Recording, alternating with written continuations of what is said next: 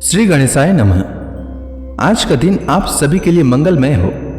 आज सावन महीने के कृष्ण पक्ष की संकष्टी चतुर्थी है। संकष्टी चतुर्थी के दिन गणेश जी और चौथ माता की पूजा करनी चाहिए। साथ ही संकष्टी चतुर्थी व्रत की कथा और चौथ माता की कथा सुननी चाहिए। इससे जीवन में आने वाली सभी प्रकार की संकटें टल जाती है और हर मनोकामना पूरी होती है। तो आइए सुनते हैं संकष्टी चतुर्थी व्रत की कथा। संकष्टी गणेश चतुर्थी व्रत की पहली कथा। एक बार देवता कई विपदाओं में घिरे थे, तब वह मदद मांगने भगवान शिव के पास आए। उस समय शिव के साथ कार्तिकेय तथा गणेश जी भी बैठे थे। देवताओं की बात सुनकर शिव जी ने कार्तिकेय व गणेश जी से पूछा कि तुम दोनों में से कौन देवताओं के कष्टों का निवारण कर सकता है। तब कार्तिकेय व गणेश जी दोनों ने ही स्वयं को इस कार्य के लिए सक्षम बताया। इस पर भगवान शिव ने दोनों की परीक्षा लेते हुए कहा कि तुम दोनों में से जो सबसे पहले पृथ्वी की परिक्रमा करके आएगा वही देवताओं की मदद करने जाएगा। भगवान शिव के मुख से यह वचन सुनते ही कार्तिकेय अपने वाहन मोर पर बैठकर पृथ्वी की परिक्रमा के लिए निकल गए। परंतु गणेश जी सोच में पड़ गए कि वह चूहे के ऊपर बैठकर सारी पृथ्वी की परिक्रमा करेंगे तो इस कार्य में उन्हें बहुत समय लग जाएगा। तभी उन्हें एक उपाय सूझा। गणेश जी अपने स्थान से उठे और अपने माता पिता की 7 बार परिक्रमा करके वापस बैठ गए। परिक्रमा करके लौटने पर कार्तिकेय स्वयं को विजेता बताने लगे। तब शिव जी ने श्री गणेश से पृथ्वी की परिक्रमा न करने का कारण पूछा। तब गणेश जी ने कहा, माता पिता के चरणों में ही समस्त लोक है। यह सुनकर भगवान शिव ने गणेश जी को देवताओं के संकट दूर करने की आज्ञा दी। इस प्रकार भगवान शिव ने गणेश जी को आशीर्वाद दिया कि चतुर्थी के दिन जो तुम्हारा पूजन करेगा और रात्रि में चंद्रमा को अर्घ्य देगा, उसके तीनों ताप यानी देहिक ताप, दैविक ताप तथा भौतिक ताप दूर होंगे। इस व्रत को करने से व्रतधारी के सभी तरह के दुख दूर होंगे और उसे जीवन के भौतिक सुखों की प्राप्ति होगी। चारों तरफ से मनुष्य की सुख समृद्धि बढ़ेगी, पुत्र पौत्र आदि धन ऐश्वर्य की कमी नहीं रहेगी। अब आइए सुनते हैं संकष्टी गणेश चतुर्थी व्रत की दूसरी कथा। एक समय की बात है, राजा हरिश्चंद्र के राज्य में एक कुम्हार था। वह मिट्टी के बर्तन बनाता, लेकिन वे कच्चे रह जाते थे। एक पुजारी की सलाह पर उसने इस समस्या को दूर करने के लिए एक छोटे बालक को मिट्टी के बर्तनों के साथ आवा में डाल दिया। उस दिन संकष्टी चतुर्थी का दिन था। उस बच्चे की मां अपने बेटे के लिए परेशान थी। उसने गणेश जी से बेटे की कुशलता की प्रार्थना की। दूसरे दिन जब कुम्हार ने सुबह उठकर देखा तो आवा में उसके बर्तन तो पक गए थे, लेकिन बच्चे का बाल भी बांका नहीं हुआ था। वह डर गया और राजा के दरबार में जाकर सारी घटना बताई। इसके बाद राजा ने उस बच्चे और उसकी मां को बुलाया तो मां ने सभी तरह के विघ्न को दूर करने वाली संकष्टी चतुर्थी का वर्णन किया। इस घटना के बाद से महिलाएं संतान और परिवार के सौभाग्य के लिए संकष्टी गणेश चतुर्थी का व्रत करने लगी। अब आइए सुनते हैं संकष्टी गणेश चतुर्थी की तीसरी कथा। एक समय की बात है, भगवान विष्णु का विवाह लक्ष्मी जी के साथ निश्चित हो गया। विवाह की तैयारी होने लगी। सभी देवताओं को निमंत्रण भेजे गए, परंतु गणेश जी को निमंत्रण नहीं दिया। कारण जो भी रहा हो, अब भगवान विष्णु की बारात जाने का समय आ गया। सभी देवता अपने पत्नियों के साथ विवाह समारोह में आए। उन सब ने देखा कि गणेश जी कहीं दिखाई नहीं दे रहे हैं। तब वे आपस में चर्चा करने लगे कि क्या गणेश जी को न्योता नहीं है या स्वयं गणेश जी ही नहीं आए। सभी को इस बात पर आश्चर्य होने लगा। तभी सबने विचार किया कि भगवान विष्णु से ही इसका कारण पूछा जाए। विष्णु भगवान से पूछने पर उन्होंने कहा कि हमने गणेश जी के पिता भोलेनाथ महादेव को न्योता भेजा है। यदि गणेश जी अपने पिता के साथ आना चाहते हों तो आ सकते हैं।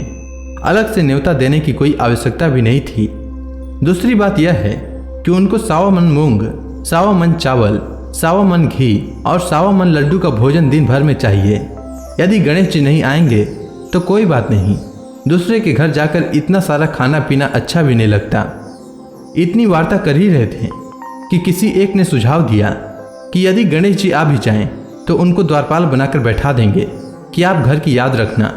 आप तो चूहे पर बैठकर धीरे धीरे चलोगे तो बारात से बहुत पीछे रह जाओगे। यह सुझाव भी सबको पसंद आया, तो भगवान विष्णु ने भी इस पर अपनी सहमति दे दी। होना क्या था, इतने में गणेश जी वहां आ पहुंचे और उन्हें समझा बुझाकर घर की रखवाली करने के लिए बैठा दिया। बारात चल दी। तब नारद जी ने देखा कि गणेश जी तो दरवाजे पर बैठे थे। नारद जी ने गणेश जी से पूछा कि वो बारात क्यों नहीं गए। तब गणेश जी ने कहा कि भगवान विष्णु ने उन्हें अपना निवास स्थान सौंप कर गए हैं, अब मैं यहाँ का राजा हूँ। तब नारद जी हंसते हुए कहने लगे कि यह भी तो हो सकता है कि उन्होंने आपको द्वारपाल के रूप में यहाँ बैठाया हो। तब गणेश जी कहने लगे कि हाँ, विष्णु भगवान ने मेरा बहुत अपमान किया है। नारद जी ने कहा कि आप उदास न हों, आप अपनी मूषक सेना को आगे भेज दें तो वह रास्ता खोद देगी, जिससे उनके वाहन धरती में धंस जाएंगे। तब आपको सम्मानपूर्वक बुलाना पड़ेगा। अब तो गणेश जी अपनी मूषक सेना को जल्दी से आगे भेज दिए और सेना ने जमीन पोली कर दी। जब बारात वहां से निकली तो रथों की पहिए धरती में धंस गए। लाख कोशिश करें परंतु पहिए नहीं निकले। सभी ने अपने अपने उपाय किए परंतु पहिए तो नहीं निकले, बल्कि जगह जगह से टूट गए। किसी को समझ में नहीं आ रहा था कि अब क्या किया जाए। तब नारद जी ने कहा, आप लोगों ने गणेश जी का अपमान करके अच्छा नहीं किया। यदि उन्हें मनाकर लाएं तो आपका कार्य सिद्ध हो सकता है और यह संकट टल सकता है। शंकर भगवान ने अपने दूत नंदी को भेजा और वे गणेश जी को लेकर आए। गणेश जी का आदर सम्मान के साथ पूजन किया। तब कहीं रथ के पहिए निकले। अब रथ के पहिए तो निकल गए परंतु वे टूटे फूटे हुए थे, तो उन्हें सुधारे कौन। पास के खेत में खाती काम कर रहा था, उसे बुलाया गया। खाती अपना कार्य करने से पहले श्री गणेशाय नमः कहकर गणेश जी की वंदना मन ही मन करने लगा। देखते ही देखते खाती ने सभी पहियों को ठीक कर दिया। तब खाती कहने लगा कि हे देवताओं, आपने सर्वप्रथम गणेश जी को नहीं मनाया होगा और न ही इनकी पूजन की होगी, इसीलिए तो आपके साथ यह संकट आया है। हम तो मूर्ख अज्ञानी हैं, फिर भी पहले गणेश जी को पूजते हैं, उनका ध्यान करते हैं। आप लोग तो देवता गण हैं, फिर भी आप गणेश जी को कैसे भूल गए। अब आप लोग भगवान श्री गणेश की जय बोल कर जाएं, तो आपके सब कार्य बन जाएंगे और कोई संकट भी नहीं आएगा। ऐसा कहते हुए बारात वहां से चल दी और भगवान विष्णु का लक्ष्मी जी से विवाह संपन्न करा के सभी सकुशल घर लौट आए। हे गणेश जी महाराज, आपने विष्णु भगवान के जैसे कार्य सिद्ध किए, उसी प्रकार सभी के कार्य सिद्ध करें। अब आइए सुनते हैं संकष्टी गणेश चतुर्थी व्रत की चौथी कथा।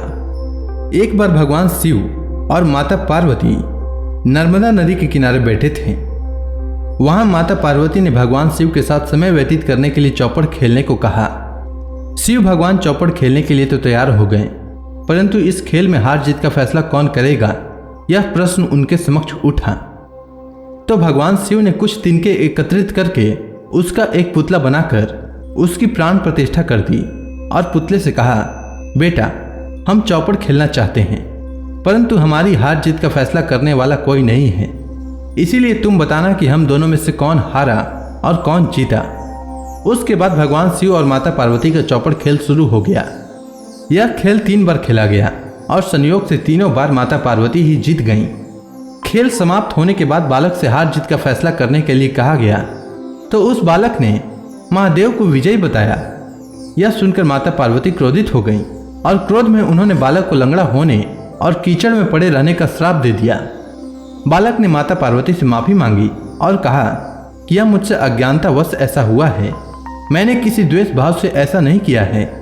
बालक द्वारा क्षमा मांगने पर माता ने कहा, यहाँ गणेश पूजन के लिए नाग कन्याएं आएंगी, उनके कहे अनुसार तुम गणेश व्रत करो, ऐसा करने से तुम मुझे प्राप्त करोगे। यह कहकर माता पार्वती शिव जी के साथ कैलाश पर्वत पर चली गईं। 1 वर्ष के बाद उस स्थान पर नाग कन्याएं आईं।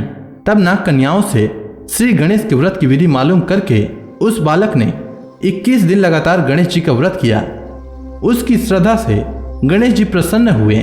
उन्होंने बालक को मनोवांछित फल मांगने के लिए कहा। उस बालक ने कहा, हे विनायक, मुझ में इतनी शक्ति दीजिए कि मैं अपने पैरों पर चलकर अपने माता पिता के पास कैलाश पर्वत पर पहुंच सकूं और वे यह देखकर प्रसन्न हों।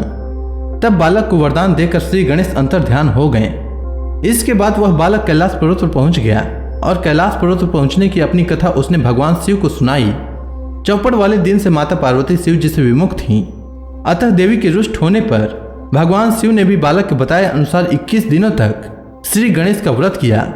इस व्रत के प्रभाव से माता पार्वती के मन में भगवान शिव के प्रति जो नाराजगी थी वह समाप्त हो गई। तब यह व्रत विधि भगवान शंकर ने माता पार्वती को बताई। यह सुनकर माता पार्वती के मन में भी अपने पुत्र कार्तिकेय से मिलने की इच्छा जागृत हुई। तब माता पार्वती ने भी 21 दिन तक श्री गणेश का व्रत किया तथा दुर्वा फल लड्डुओं से श्री गणेश जी का पूजन अर्चन किया। व्रत के 21वें दिन कार्तिकेय स्वयं माता पार्वती जी से आ मिले। उस दिन से श्री गणेश चतुर्थी का यह व्रत समस्त मनोकामनाओं की पूर्ति करने वाला व्रत माना जाता है। इस व्रत को करने से मनुष्य के सारे कष्ट दूर होकर मनुष्य को समस्त सुख सुविधाएं प्राप्त होती है। तो प्रेम से बोलिए भगवान श्री गणेश की जय।